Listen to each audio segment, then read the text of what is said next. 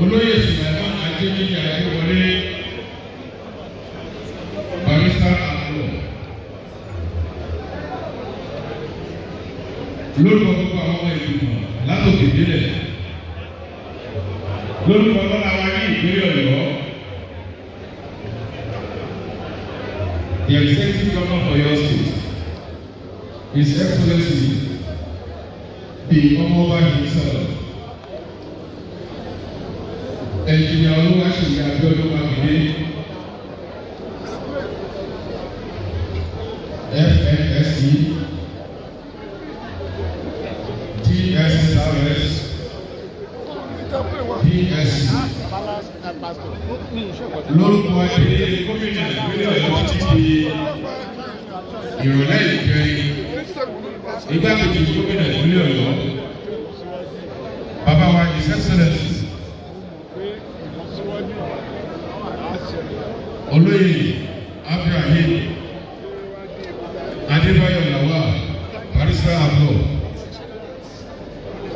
lórúkọ gbogbo ọmọ Ìbàdàn nílé lóko lódò lẹ́yìn odi nílẹ̀ ilé àti lókèrè lórúkọ gbogbo gbọ̀rọ̀kì nílẹ̀ yìí pátápátá lápọ̀lápọ̀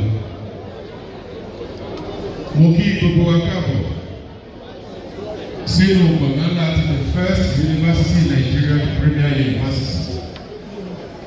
University of Ibadan. Mo kí wa kú àṣeyọrí lọ́tún lọ́sì.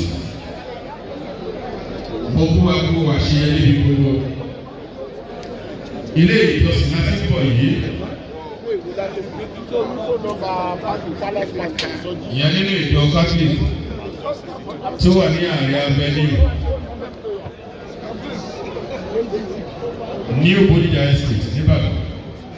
Ibẹ̀ kú bàbí ẹtú wo bí ẹwọ bí gbogbo rẹ̀ ṣe tẹ̀lé rẹ́rẹ́rẹ́ nítorí ìfẹ́ ìlú nítorí ìfẹ́ kábíyèsí bí Ọlọ́run bá ká ìní àti ẹ̀yẹ mú ọkà wáyẹ ọ̀pọ̀ náà ni ó wù nínú ọkàn rẹ̀ láti gbé bí síbí lónìí àwọn tó jẹ́ fún ìdíje àbí òbí ààyè ìrọ̀lọ́ Ọlọ́run bá wá ní kí ààyè ìrọ̀lọ́ fún ìní àti ẹ̀yẹ ẹ bá fi àtẹ́wọ́ tó rìn ṣe ìdùnnú Ọlọ́run ọba láti lọ fi ṣe ìdúpẹ́ àtẹ́wọ́ Ọlọ́run ọba dà.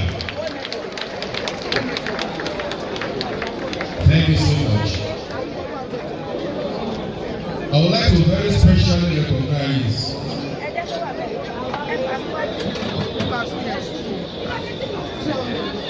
an innocent daughter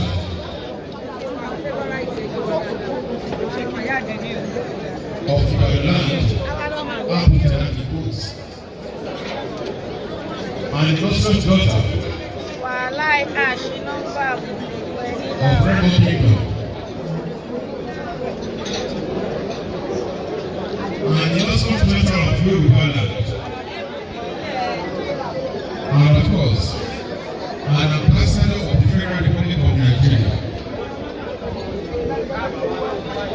The daughter of our late sage, the chairman, African newspapers,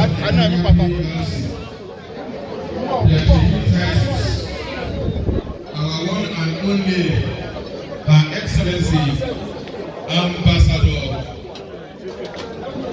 Tokuko Awolowo Dosunmu. She is very much in our midst. She has been here since 11 years. When you look at her face, you will see the face of the sage himself.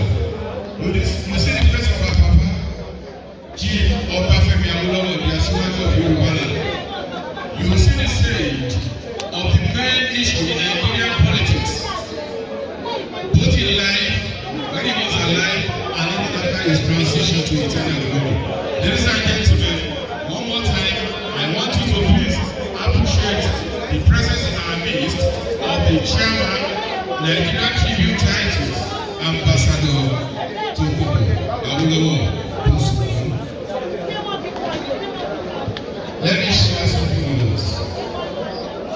We were in the meeting at the palace, not up to 2 weeks ago. And I told all the students, these are the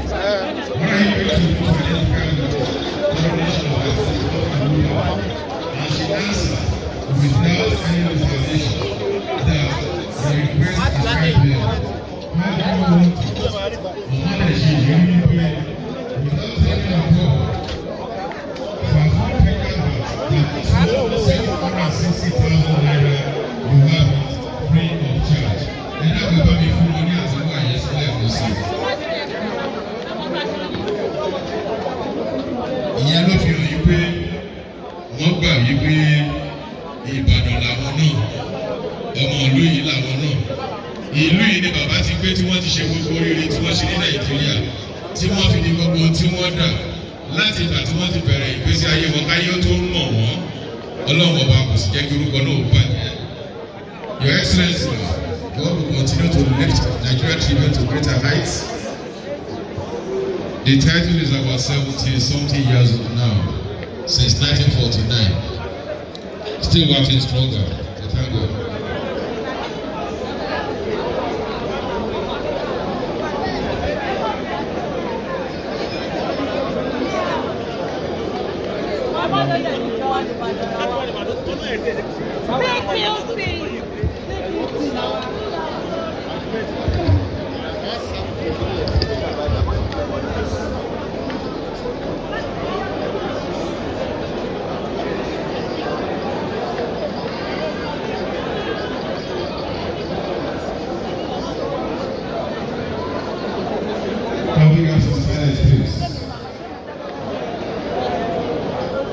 Let us have some silence, please. Ẹ jẹ́ kí gbogbo wa kí á wáyé ibi ìfọ̀tìdílé. Ẹ jẹ́ ká jókòó ká fi kalẹ̀ sí i. Torí pé a ti bẹ̀rẹ̀ ètò lójú méjèèjì yẹn. Mo lè láyọ̀ láti máa fi tó wa létí. Wípé ní gbogbo ètò ṣe sọ nígbà yìí.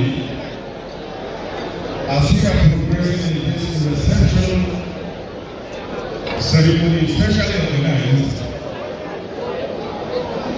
by the local organizing committee put together by the Central Council of Indians to accentuate and mark the 44th coronation of our Kábíyèsí Olúbàdàn. His Imperial Majesty Ọba Senator Engineer His Excellency Rasheed Akinwolu Akanmu Ládọ̀gbà Àgùntàwà ẹ bá ti Kábíyèsí o. Yorùbá ẹ bá ti Kábíyèsí o. Lẹ́ẹ̀kan sí ẹjẹ́ tó rí lẹ̀ bí gbogbo wọn lè ló máa ń tètè.